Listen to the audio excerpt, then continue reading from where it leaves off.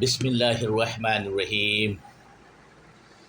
আল্লাহ সূরা তাওবার 103 এবং 104 নম্বর আয়াতে আল্লাহ তার রাসূলকে বললেন, হে আমার রাসূল, আপনি তাদের সম্পদ থেকে সদকা নিন আর দান সদকার মাধ্যমে তাদেরকে পবিত্র করুন,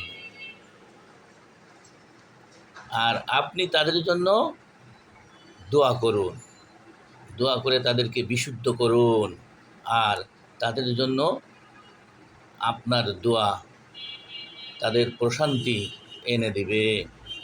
আর আল্লাহ সর্বশ্রোতা, সর্বজ্ঞ।